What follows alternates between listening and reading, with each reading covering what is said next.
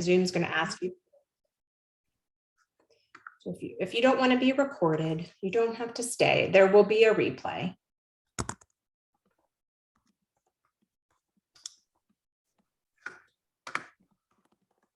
Hi, Allie. Hi, Sherry. I don't know if you'll get to, if you're going to be listening and working. I know everyone is, so many people are back to work. So many of the women in our group are teachers and are back to work. So let's get started to honor your time. And let me hit the present button. Let us see our slides even a little bit better. So this training here for us in the Well Women's community is something you could really benefit from, whether you were with us last week or not. If you just heard about this week and you don't know what we did last week, let me catch you up. Last week, we talked about how to know how to set your own macros with confidence without even using an app like MyFitnessPal. We really pulled back the curtain on how all of that works. And then we put a guide in your hands so that you could set your own macros with confidence and know what you were doing, or at least analyze the setup that you had. And then that led us to this place of saying, you know, if you don't know how to adjust those macros at some point as needed for you and your body, then unfortunately, last week was a waste of time. Macros are a waste of time if we don't know how to adjust them and adjust them with confidence, because they're these tools we're using on our bodies, and our bodies are growing and changing. You might be losing weight, gaining weight. You're definitely aging every day. You might exercise some more now, and you might exercise less in another season of life. And so knowing how to adjust your own macros with confidence is just the next piece of the puzzle you need so that you don't get stuck. You're not gaining weight and you don't know why, or you're not losing weight anymore and you don't know why. All of those things that probably have happened to us. So if you have a moment in our Facebook group or in the chat, if you joined us here on Zoom, go ahead and let us know. Let me move the chat over here. Let us know, even while we get going, let us know, what have you already tried with macros that maybe didn't work? Or if you're feeling stuck, tell us about that, so we can make sure if it is pertinent to adjustments, we'll make sure we address it today. And then if you did get to be here last week, or you're even catching the replay and you were here for how to set your own macros with confidence, I want you to take this second now to reflect on the last week. How did your test drive of your macro setup go? And what did you notice? Make sure we address it today. Let us know in the comments. And then if you did get to be here last week, or you struck. So let's get to adjustments and why this is such a big deal. And hopefully there'll be new interesting pieces of the puzzle that pop out at you as we talk, and you can say, oh, maybe this is why I have been stuck, and I have, because of what I haven't known about adjustments. Let me see if I shrink our Zoom. There we go. Just for now. Adjustments, in my opinion, are what allows us to make progress when we use macros. And if you've been able to take on a progress over perfection mindset, then I think today is going to make a lot more sense to you. If you've been pretty stuck in the past and thought macros just always had to stay the same and they were rules you just had to follow, that was probably why you were stuck. And so again, today's going to feel really good just to learn what you have been missing that has left you stuck. So last week, we talked about how you could make adjustments for what we call enjoyability. And some of you did this and reached out and said, Amanda, you know, I noticed I was just too hungry at those macros I set up for a diet. And I had room to eat some more before I wouldn't be in a deficit anymore. And so I added on 100 calories and it made all the difference. I did it with protein and carbs, and I had the energy to then do my 45-minute walks. So those are adjustments for enjoyability. And most likely that is what you have known how to do up until now. So if you did make any adjustments for enjoyability, if you got to set up your macros last week, whether you're live or in the replay here, let us know in the comments so we can kind of share some examples of what does that look like. So again, you might have added on a few more calories to your cut if you were set up cut macros last week, diet macros, because you were just too hungry and you knew you weren't going to be able to be consistent. It was just too much deprivation. Some of you asked in the comments last week, even, maybe it was Lavana. What if we kind of notice, hey, I'm having a struggle getting in all the food. I could have cut a little bit lower. Would it ever happen that one would take away 100 calories? That could be an option for you. If that would make this more doable for you, that could be an option for you. The rub with these enjoyability adjustments, though, like I mentioned in the last bullet here, is that unfortunately, it may be that all you've known how to do are the enjoyability adjustments, and they've kind of like, they're just not powerful enough to do much for you much after the first few weeks of setting yourself up for your cut or whatever phase you're in. And so they might have left you feeling like, I can't do this. Macros aren't for me. This is just never going to work for my body. When really what was going on is that you just needed to know about these other kinds of adjustments. And I'm going to call those, Coach Jules and I have been trained to call these adjustments for effectiveness. So these kind of adjustments are going to be based on data that you are going to collect from your body. And we're going to show you how to do that today. And you make them to get the desired results, like fat loss or muscle gain or maintaining your weight, whatever it is that you are deciding to do with macros, because we can do more than just lose fat with macros. And we'll keep touching on that point today, actually. So if you don't know how to adjust for effectiveness, then you are going to get stuck and you may give up and blame yourself. And that's what we don't want to happen, because the macros aren't magic. You are the magic by learning how to do these adjustments. And I want to point out, we will not cover in full reverse dieting today. That will be next week.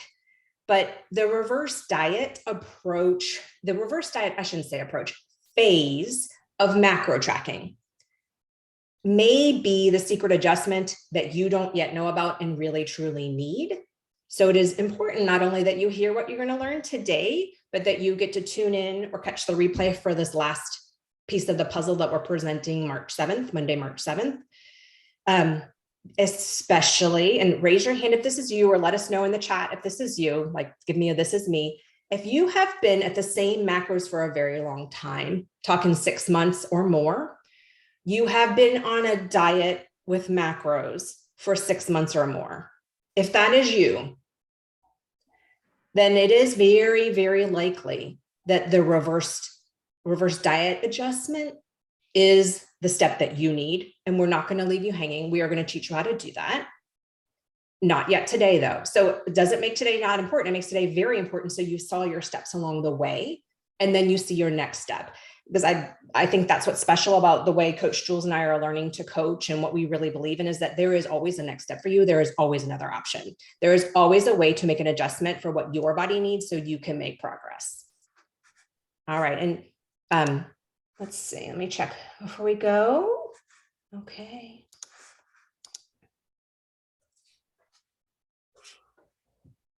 I want to put everything we're going to do today in this bigger picture of weekly debriefing time. And this is a little bit of a peek into the world of Coach Jules and I's coaching for all of you out there.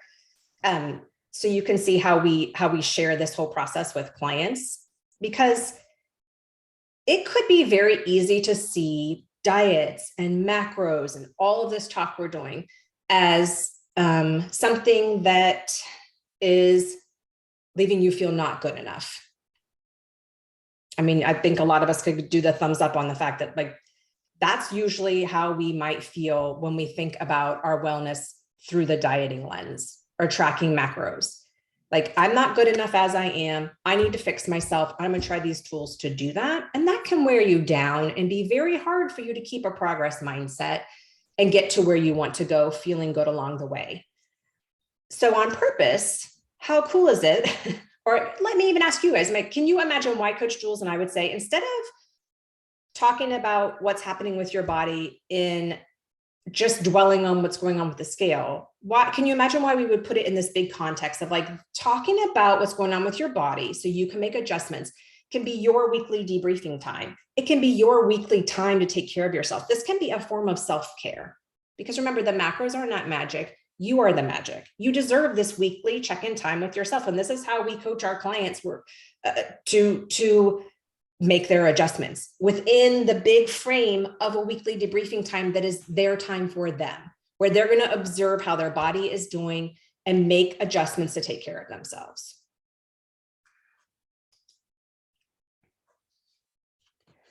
And again, this is just a little sneak peek into like what we are learning and doing in our coaching behind the scene, but we're kind of thinking of these adjustments that you're making to your macros, to your input you're giving your body in a big picture, right? So it's like a system.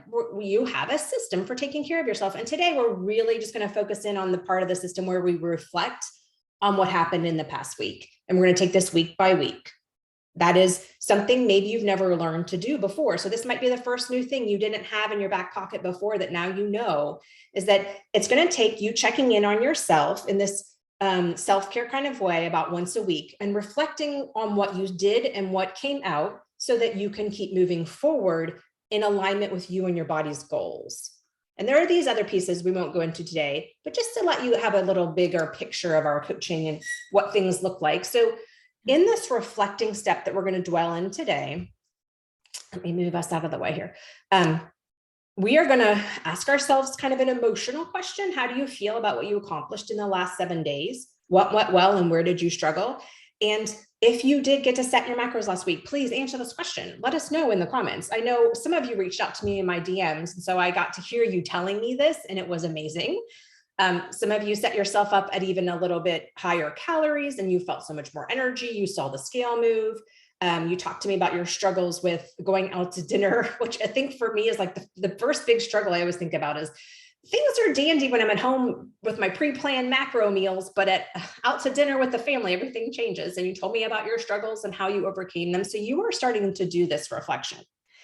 Now, again, remember, we're going to talk about what you haven't been doing in the past with adjustments and what you haven't known to do. And so we're going to also today talk about not just asking yourself this kind of more emotional question and observing behaviors that you had. We're also going to go learn how to collect data. And we're going to reflect on the data. And the data is going to come from your very own personal body. So it's going to be perfect information for you to know so you can drive your journey forward. So I asked, how could data help us answer these reflection questions, like a woman who's confident in herself and a woman who's getting to her goals and a woman who's a macro scientist? Why would we bring data into this? And if you, maybe we've got some scientists out there. Let me see. Michelle, we have some macro scientists in our Zoom chat. Let me see who's in our Facebook comments, if I can do it without making the Facebook yell at me too much. Well, we have Melody. Melody, hello, and Katie. And Melody, you are already a macro scientist. You did already make some adjustments for enjoyability. So I'm so glad you're here today. And we'll hear about these next steps and the data that you can start bringing into this process. Because don't you think this data might let us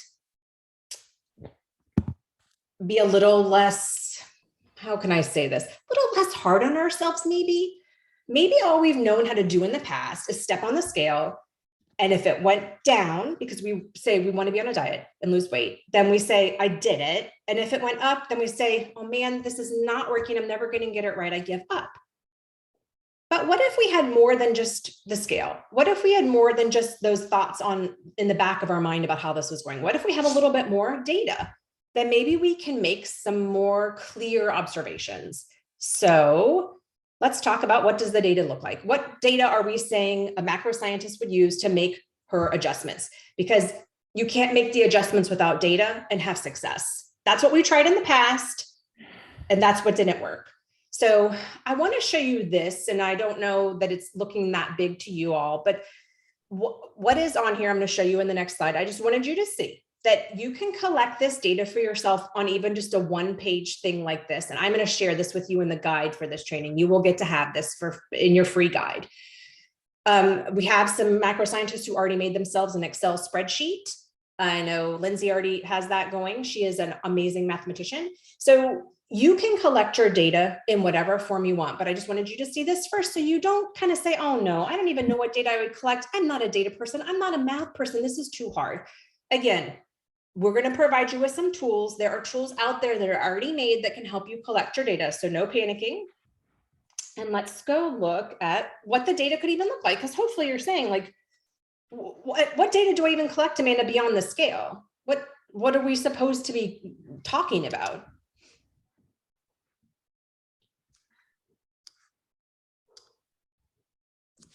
So here is what was on that chart.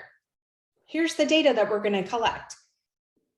Because remember, last week we talked about how when you start using your macro setup, you get results.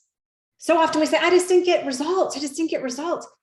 You got results. You just maybe couldn't see them because you weren't collecting the data that would show you the results. And maybe they just weren't the results you wanted. You didn't want to get stuck. You didn't want the scale to stay the same. You didn't want it to go up. Maybe that's what happened. But those results meant something and you could use them to guide you. So here's how we get to see the results. We get to get some data so we don't give up and get stuck and think we're the problem, because we're not. We just need to know how to collect the data and then make some scientist type decisions based on the data. So we're going to collect two kinds of data: input data and output data. And again, don't get overwhelmed. Remember, all this is just on this little one-page chart. We can do this. So we're going to collect data, like I said, about what's going in, and then what do we see coming out? So some input data that you are already collecting if you're using MyFitnessPal. And I have to be honest, I do not know if you can have this data from the Faster to Fat Loss app or the Lose It app or a few other macro tracking apps. I can do the research for you. And if you know, please put it in the chat or in the comments in our Facebook group and let me know. But I know if you're using MyFitnessPal, the free version or the paid version, you actually have access to these these top 4 input data pieces. Within MyFitnessPal, you might not have ever seen it before, and Coach Jules and I can give you a little screen tour of how to get to this place. But don't worry, if you're logging your food, you have this data. You can find your average weekly calories, your average weekly carbs, grams, your average grams of protein for the week, and your average grams of fat for the week. That's great data that you can look back on and say, did I really eat up to my goals? Did I go over my calories? Was I way under and didn't really realize it? Was I always over on fats, but not ever hitting that protein goal? And that's why I'm so hungry. So this is great input data that you've already been collecting by just tracking your food. Additional fantastic input data to have, and I'm only mentioning it because our lives now make this pretty doable to collect, is their average daily steps and your total active workout minutes if you are leveraging exercise right now. Your phone, if you carry it around pretty often, can give you somewhat of an idea of your average daily steps. If you don't know how to find that information, we can upload some quick, fast little screen tours in the Well Woman's Facebook community about how to do that. Your fitness tracker can tell you about your average daily steps. They might tell you by the week, and you can just divide it by 7.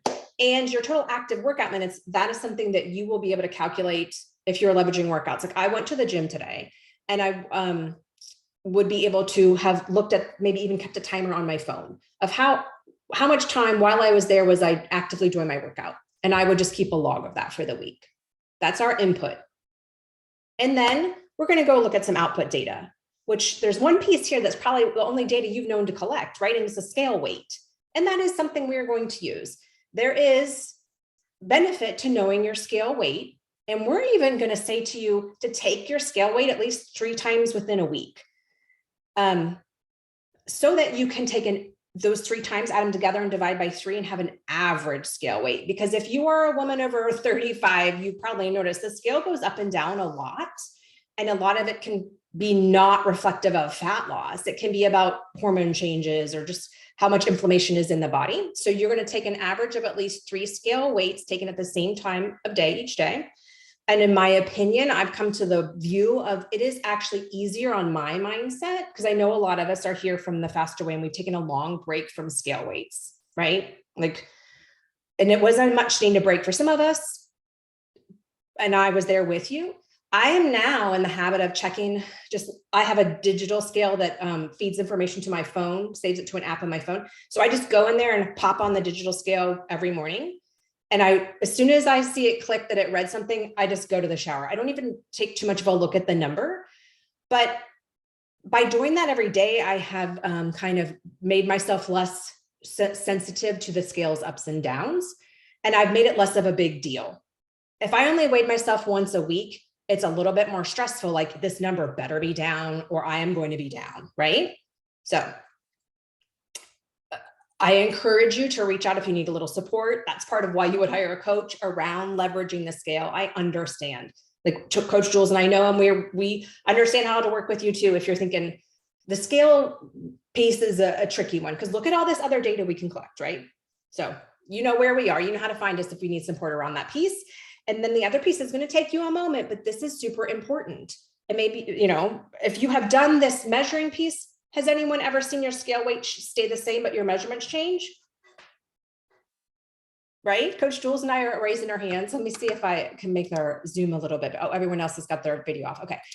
If you've tried out macros before, you might have been measuring and scaling, and you might see scale stays the same, but measurements, especially around your waist, and I say 3 points of the waist, and they're on the chart I'm going to give you so you'll know what I'm talking about. You might see that shrinking even though your scale weight hasn't changed yet or may not be going to change. And so we want to definitely take the time it takes to take the measurements of the bust line, 3 points above and below the waist in the hips and buns. And then last but not least, the icing on the cake is what we call like biofeedback data. And this would be your notes about your sleep quality, your hunger versus fullness cues from your body, your mood, and your energy. And if there's other markers that you would want to note down, I definitely note sleep, since that's been a bugaboo for me. And I really see how my calorie intake, especially carbs in the evening, can impact my sleep. So here's your data. And I wonder how many of us are like, well, okay, no wonder I've been stuck. I didn't have any of this data. I was just kind of like popping on the scale now and again. Right? Let's see. Let me do one more thing before I'm going to pause, and just let me copy from the chat. Just so I don't forget, I'm going to paste in the, oh no, I'm not. I was going to paste one more time in the comments about the little form we want you all to fill out. So, but it's not going to let me, so that you can have I already did. All right, Coach Jules has, if you join later, you won't be able to see the link to the raffle ticket. So maybe if you can, Jules, to put that link for the raffle ticket in, then just in case anybody joins us later, they'll be able to see it too.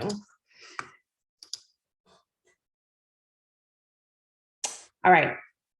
As women over 40, it's important for us to take a pause for just a second and look at a few additional variables that I want you to collect data about. And these are just notes to yourself, because these are going to impact what you see in your output data. Maybe if you have if you still menstruate, or even in menopause, your hormones are still to some extent gently fluctuating through the month. You might want to note what day of your cycle are you on. I keep note of that in a little like calendar journal beside my bed. I should have brought it down here.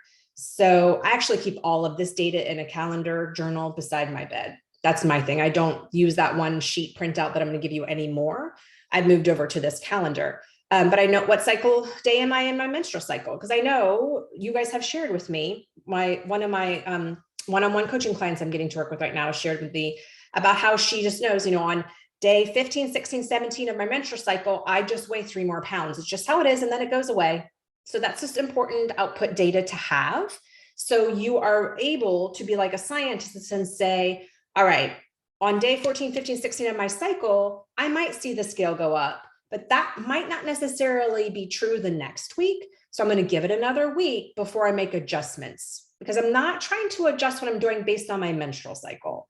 I'm going to more make adjustments based on overall big picture of all the data. We have cortisol fluctuations. That simply means stress level. Cortisol is our stress, a hormone in our body that a lot of people just call the stress hormone or lump it under the umbrella of stress hormones. It's a big contributor to us having more belly fat as we age, especially in menopause, because we become a little bit less able to process stress as we used to do with the hormones and all that we have going on in our body. So maybe you've had a really stressful week. Maybe you had in-laws staying with you the whole week. And even though you stuck to your macro goals, it was majorly stressful. You might see the scale go up a little bit because you might have some inflammation, some extra water being held in your cells due to extra cortisol and stress. And we don't want you to adjust your macros based on that. We want you to probably give it another week and then see what happens. And then again, changes in your routine. Maybe you ate out 3 times instead of once this week. Maybe you're traveling. Maybe you got a lot less sleep or a lot more sleep. Maybe you tried a new workout with a lot more heavy lifting. All of those big life changes are going to be able to be seen by you, most likely first on the scale, and maybe even in measurements or in pictures. And so you want to make notes in the data that you're collecting about these additional variables. And they just become more important, in my view, once we're over 35. These just impact us more and are just another reason why we need to know how to make adjustments based on our own body and do it in a scientific way, like a scientist, instead of jumping ahead of ourselves and blaming ourselves and thinking we're doing it wrong when that's really just not the case. It's just our body needs some time. So this is the big process that's going on. You may have already been able to see this from what we're saying. There's 4 steps that we're going to keep going through as we make adjustments on whatever we're working on for our goals. We're going to take action, which is what you all did last week when you set up macros and you began eating the food and maybe doing your workouts or your walks or whatever it is. We're going to gather data, and that's what you're going to do with your data collection sheet. You are going to get this one to have and print out and copy and use as you wish. You might already have set up your own data collection. You might use it in your little journal beside your bed like I do. Then we're going to go interpret the data. That's what we're going to talk about next. And last but not least, learn how to make adjustments and just keep repeating the cycle. Because after we make the adjustments, we're going to take our new actions and gather more data and interpret it. And just, again, keep going through our 4-step process.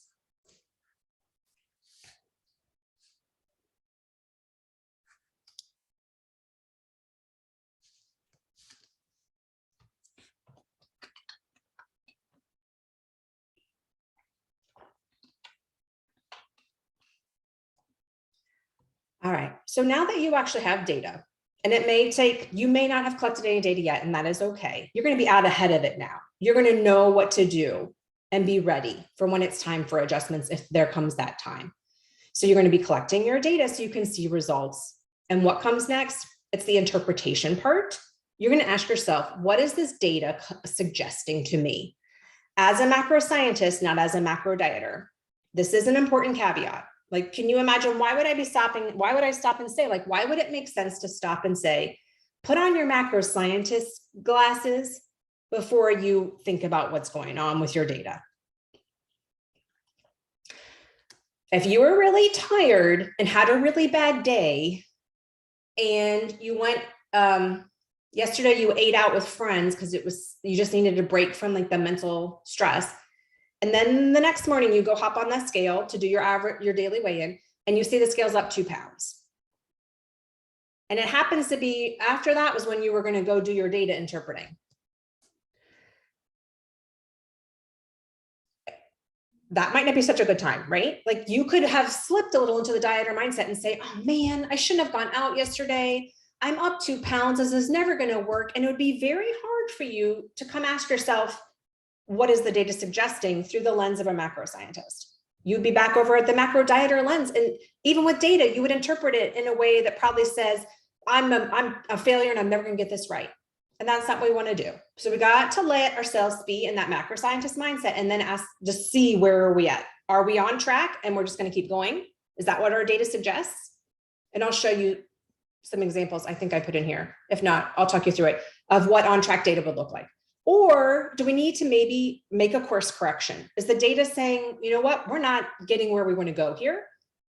Or do we just need option 3? And there's only 3 options. Things are going how you want, keep on. Things aren't going how you want, let's course correct and make adjustments. Or 3, you just didn't have enough time to collect enough data to figure things out yet, or you weren't consistent enough to figure things out yet. And this is another place where I'm going to put it on you and ask, like, can you imagine, do you struggle with consistency? If you do, let us know. A yes, no. Is consistency a piece of the puzzle you imagine for you? Is that something that's been going on behind the scenes? Maybe you felt like, oh, I have a real hard time consistently hitting my macros, and maybe that's why I never get results.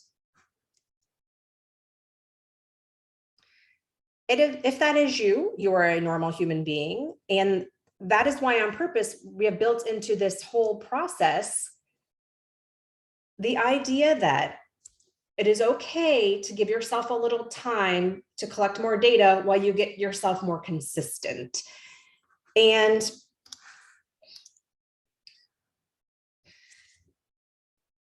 I bet you could imagine this is why consistency matters.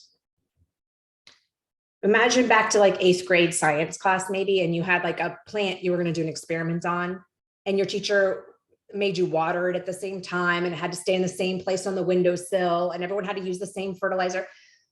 That's why consistency matters, is because we're kind of really doing an experiment on ourselves here.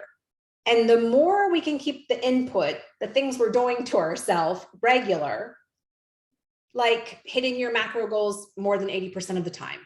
Maybe that's your definition that you set up for yourself to call yourself consistent. I think that'd be a pretty fair definition for most of us if we could do that for ourselves. If you say, okay, I'm going to keep my input regular by hitting my macro goals more than 80% of the time in a week, then you do yourself the very big favor of being able to say, that means my output results are more reliable.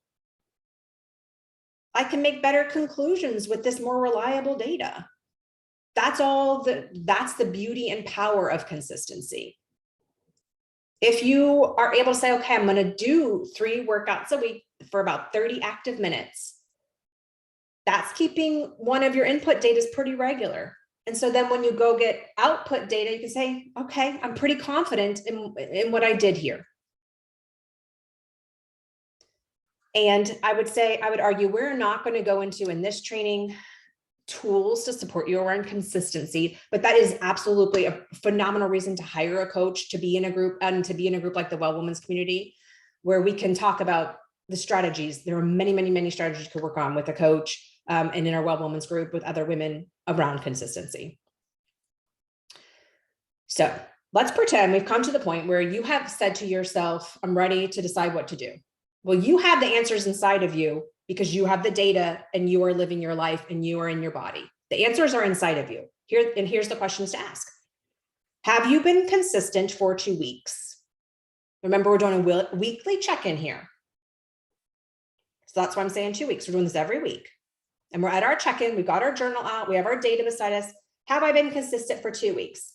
Okay, but let's pretend right now I'm going to say yes. Let's go ask ourselves the second question. Has any of my data changed? Have I seen a drop in my scale weight average? Have I seen just one measurement change? Doesn't have to be all of them over those 2 weeks. Have I gotten some put on jeans and they felt way looser, even though the scale and the measurements didn't change? If that's a yes, if data has changed and you've been consistent, that's your sign from your body to just take the keep going option. Remember, we only have 3 choices: keep going, adjust, or collect more data. So you're just going to keep going. You are likely getting towards your goal. Maybe your goal was fat loss. Now, if you have been consistent for 2 weeks and you went down and said, no data has changed, then it's time to learn to make adjustments.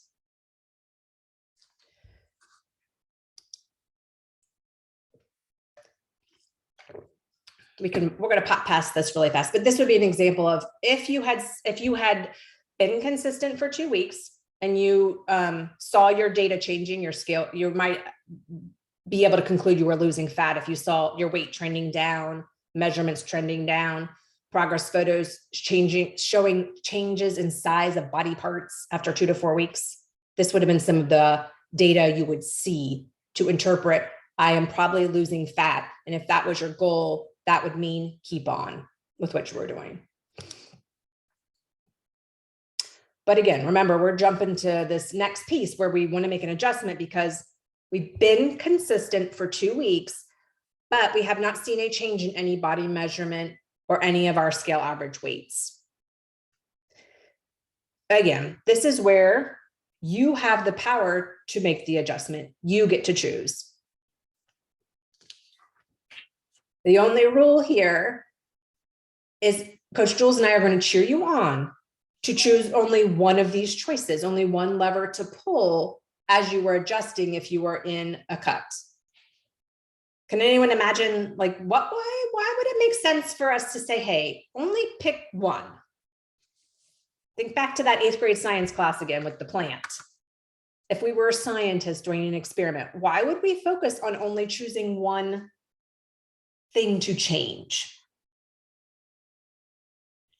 Yeah, because it makes life easier. It's less overwhelming.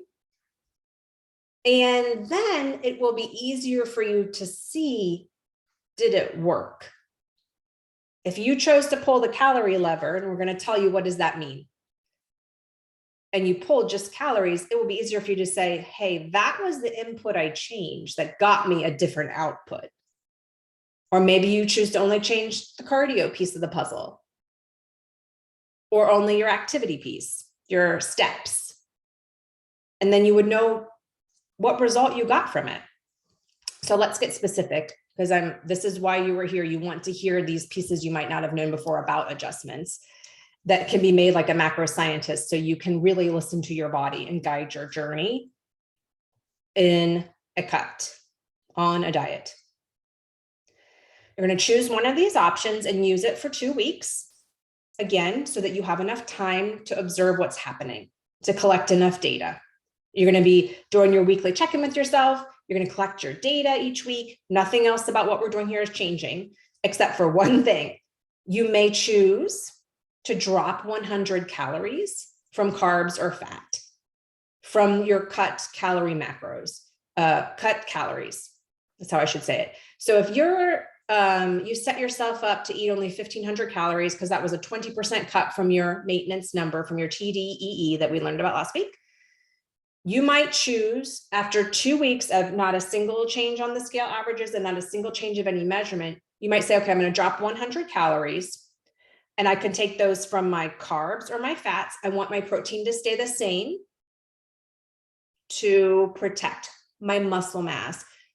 When we're in a cut, we want to prioritize protein. That's why we started with it last week when we set our macros. Remember, helps us feel full and satisfied, and protein protects our muscle mass so our body doesn't use up our muscles for fuel in a diet, in a cut. So you're going to drop 100 calories from carbs or fat. That might be the option you choose to go with. But you have 2 other options to think about. And really, truly, Coach Jules will get even more technical with us next week. There are even a few more options, but we're going to stick with these big 3 general levers as you learn to adjust your macros for you. You could choose instead to increase your weekly cardiovascular exercise by 1 hour over the whole week. So not an hour more a day. This is just an hour more within the context of your whole week. So if you've been doing cardio for half an hour Monday and half an hour Tuesday, you could choose to add on and make it 30 more minutes Monday and 30 more minutes Tuesday. Or maybe there's an hour class you could go to on Wednesday type of thing. Make sense? Not a whole hour more every day, just 1 hour total for the context of your whole week. Your third choice, and we're choosing only one, so we can act like a macro scientist and know what happened better. You could increase your daily steps, your daily movement by about 2,500 steps. And that isn't over the course of the week. That's 2,500 more a day. Does that make sense? So 3 big choices for you, 3 different options for you to implement and collect data about for 2 weeks and see, did pulling that lever make the output data, the scale weight, the measurements, the pictures start to change in the direction that you were hoping for it to change?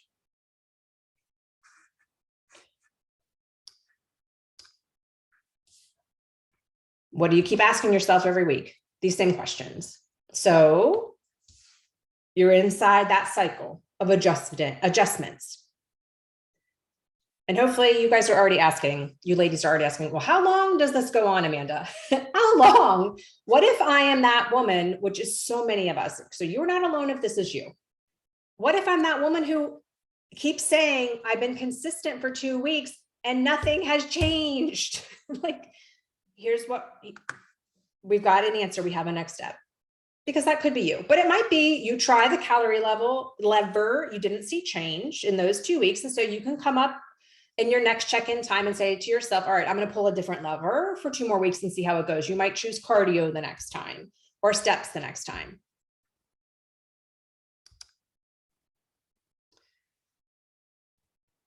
But, or I'm even going to go out there and say when, because so many of us in this world have been dieting for so long. When you come to the point when that 4-step process doesn't work anymore and you are just not seeing changes, we have a next step for you. And we're going to even put it in, we're going to make it very clear and mathematical here. If you've adjusted for results twice, which is what we just learned to do, collect the data, ask yourself the questions, try pulling one lever from calories or exercise with cardio or daily steps. If you have gone through that flow 2 times and you still are not seeing your desired results, things are not changing, then that is a clear, strong sign from your body that your next step is a different kind of adjustment called a reverse diet. And I would argue that's probably the big one huge missing puzzle piece for so many of us in this group. And we want you to be out ahead of that and understand how to do that.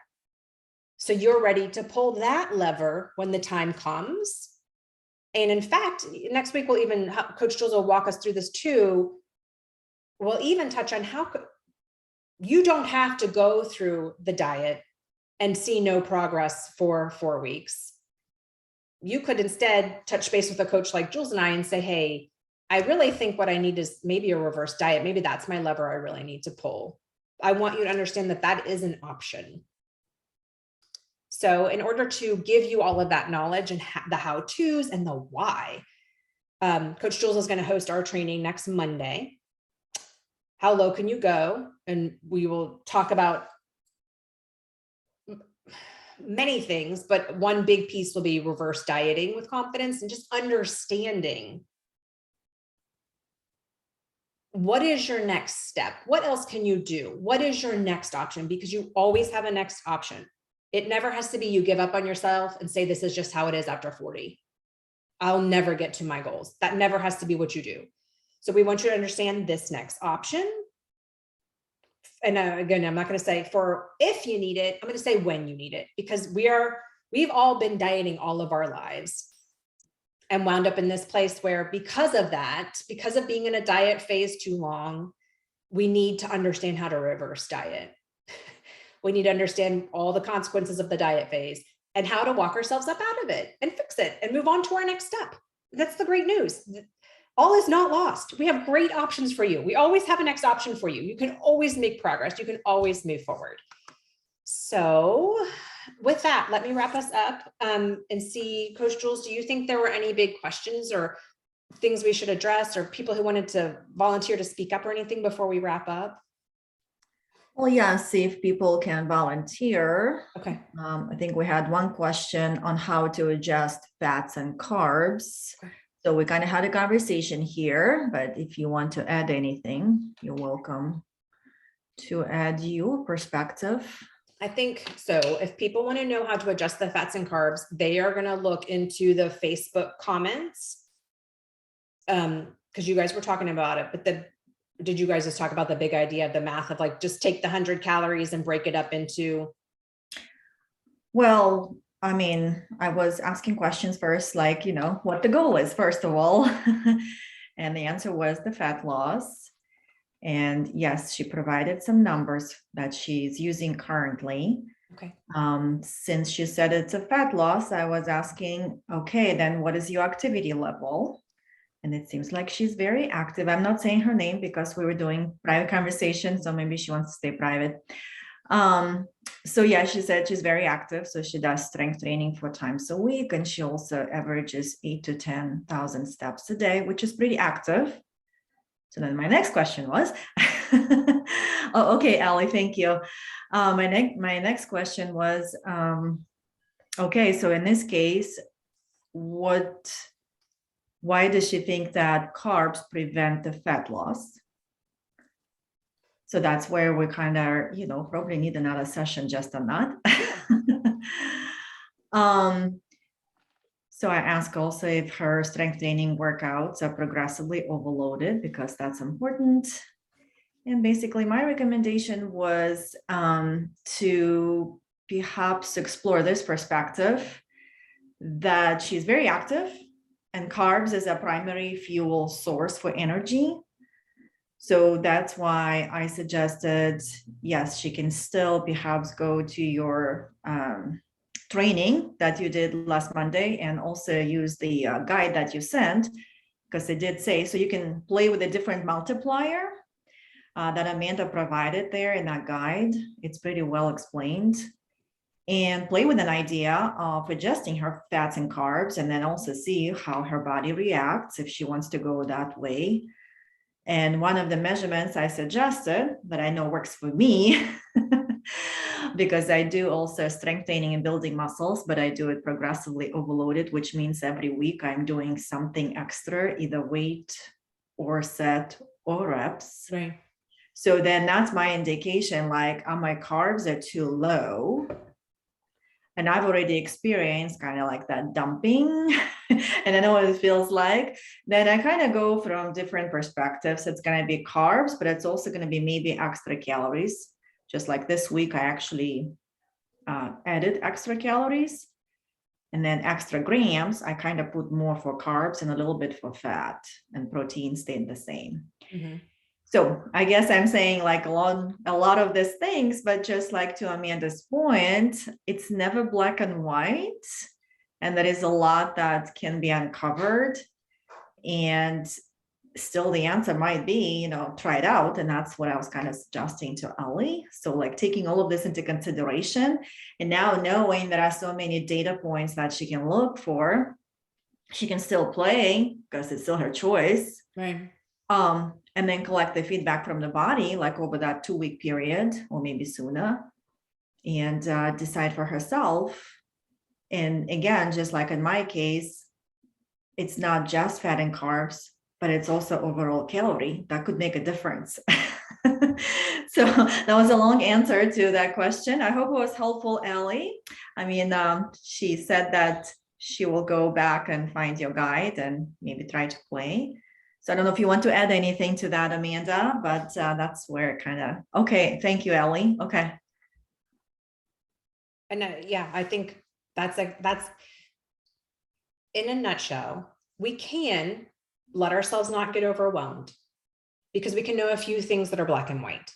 We know we can collect data, and that is black and white. Your scale data, your measurements, your input and output data that we named in this presentation, that you're going to get the guide to go with this presentation. That's going to have a sheet for you. If you, that can be black and white, and we have to have that data about what is getting put in and what is coming out. And what Coach Jules just shared makes it clear why we have to have that data, because then the interpretation of the data is nuanced. But without the data, no wonder you could never decide what to do. Again, it's nothing wrong with us. This is just a bit complicated because we're a living, breathing organism, and we're changing all the time. And there's just lots of factors we can take into consideration, so that we never have to say, I give up. This is never going to work for me. There's always a next step and another answer, which I think is really the spirit of why Coach Jules and I wanted to bring you these trainings.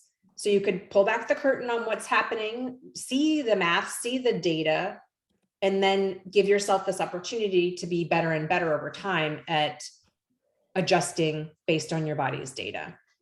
And knowing you have Coach Jules and I to lean into, we'll be sharing with you more and more about there's upcoming opportunity to work with us in Macros 101. Let me go ahead and just say, because a few people did ask me about this leading up to this training. Coach, yes, go ahead. May I just announce or just kind of, brag about a star, Melody. And since she made the comments here, so I hope it's okay to call her name. So she joined your training last Monday, and she felt empowered to make her own adjustments, from which she felt really good.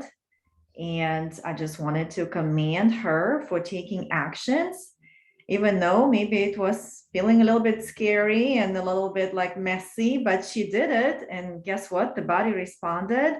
And Melody, I think you did an amazing work. That's exactly what we are trying to really inspire women to feel empowered and know there are so many choices, and it's amazing to have so many choices, right?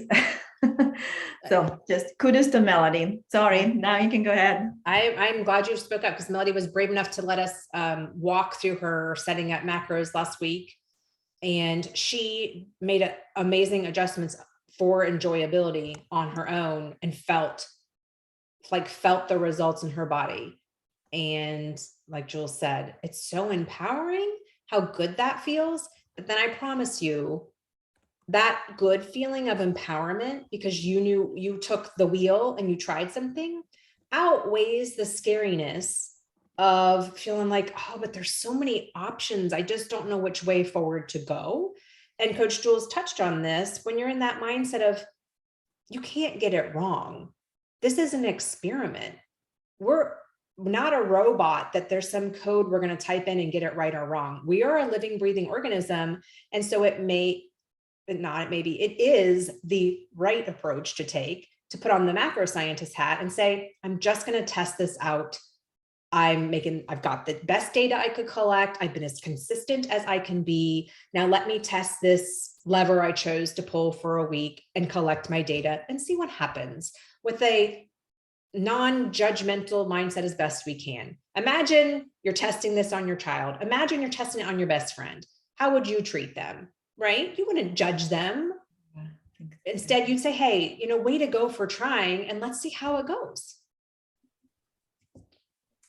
I was just gonna add a metaphor. As I was listening to you, I just wanted to say this, see if you ladies can relate, and just put it in the comments like, yeah, I can relate.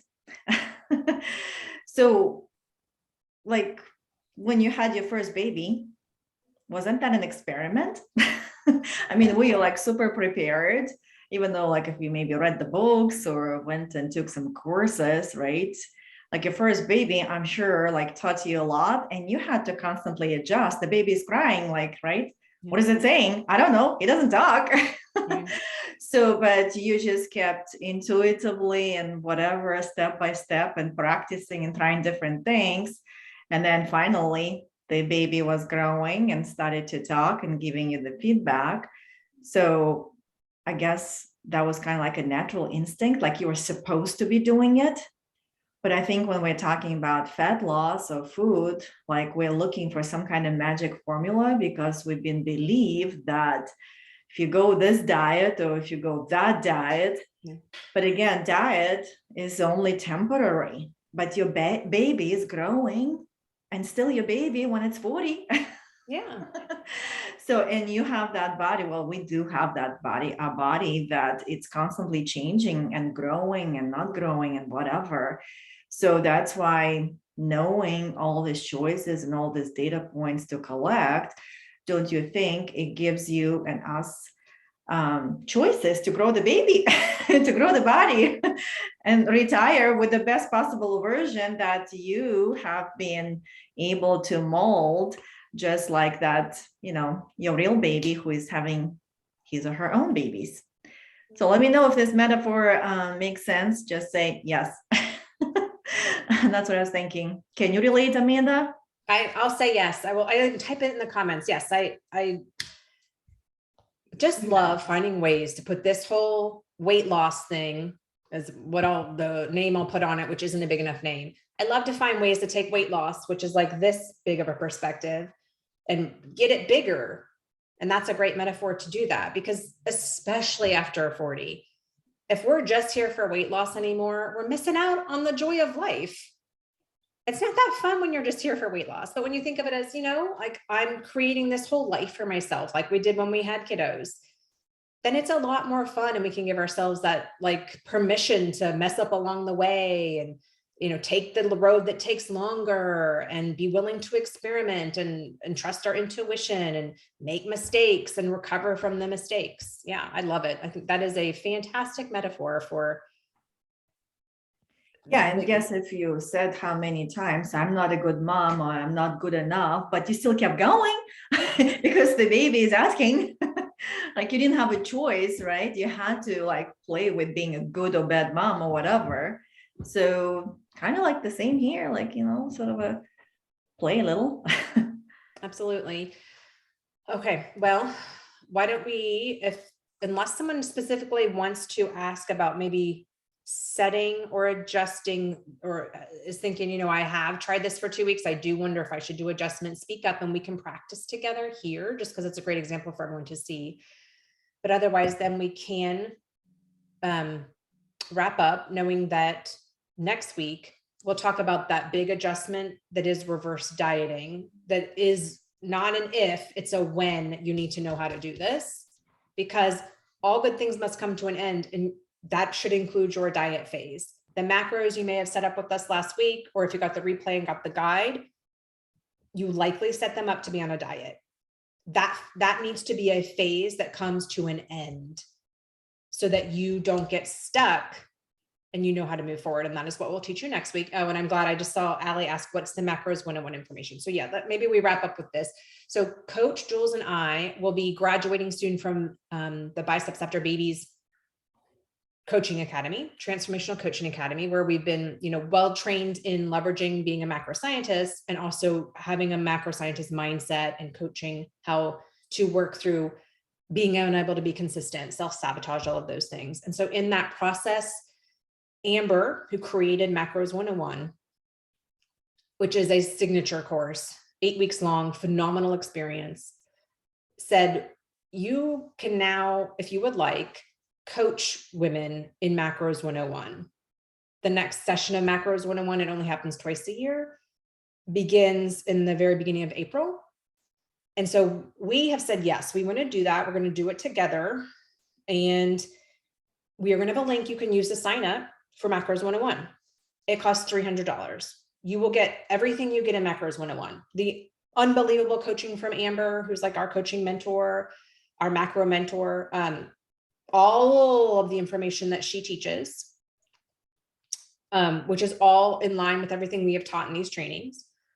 All of that, plus Coach Jules and I to coach you through the experience for just what Macros 101 costs. There will be no cost in working with us, having us as your coaches for 8 weeks.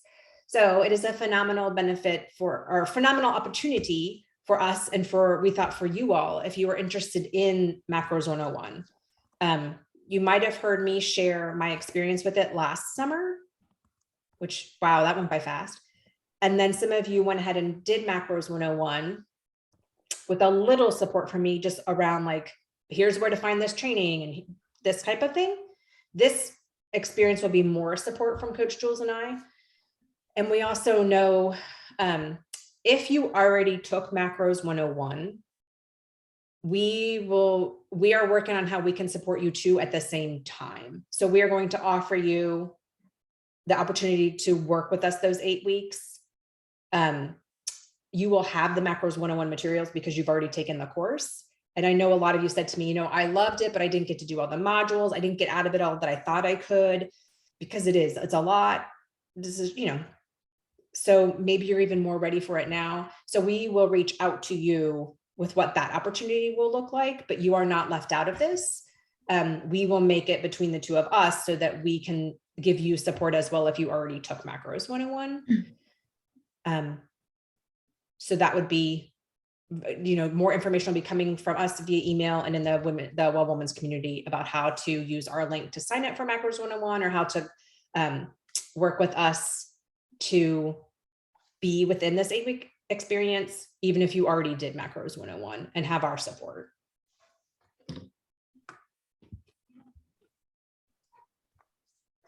All right, ladies, I really, really appreciate those of you who came here live today. We'll save the chat and print it out, and I'll look through the Facebook as well in case you missed the raffle ticket. So I make sure I can get in touch with you to raffle away a macro confidence coaching session to one of you. We had a wonderful session last week with Chris. It was a joy. I was so glad to get to do that. And then remember, next Monday, March 7th, 12:30 p.m. Again, you can join us via live via this Zoom if you would like, or in our Well Women's Facebook group. Both options are fine. Depends on your preference, where you will learn about reverse dieting, which is another adjustment that women our age just need to know how to use. It is the next phase of macro tracking that's kind of been kept a secret from you, honestly, by the diet industry. And luckily now we're here to teach you how to do it and to support you along the way. And we'll be excited to see you next week so you can keep learning. Yeah, if I just add a few words, it's going to be, I will be talking a lot about what I'm passionate about. And that's something to do with, yes, how low can you go and what happens when you go too low for too long. So hopefully that's going to give you another perspective to see, especially if you experience some of the symptoms. Just to give you kind of signs, well, maybe it's the time to go and reverse. So yeah, I'll be talking about that. And then also, again, giving you some options that is going low the only choice, right? So from everything what Amanda has covered, it's going to be just like a nice segue. Oh, the right choice is here too. I just haven't looked at them like that. So hopefully it's going to be another empowering information for you to put it in your toolbox. And I'm excited to present it. Yeah, it's going to be wonderful. And I know everyone is going to feel so, like everyone's saying, it just makes you feel so confident and empowered when you have this information, and let you take on that mindset that, I can trust myself and have self-confidence and give this a go. All right, ladies, we will see you next Monday, 12:30 p.m. Eastern time live. And in between then, just be watching your email. We're going to send this one from amandabrinkmanbrockman.com or at Gmail. Same place my meal plans come from, and all the emails from the Well Women's community, so that you can have the replay of this training and the guide that's going to spell out the steps we talked about today for adjustments. All right, we'll see you next week.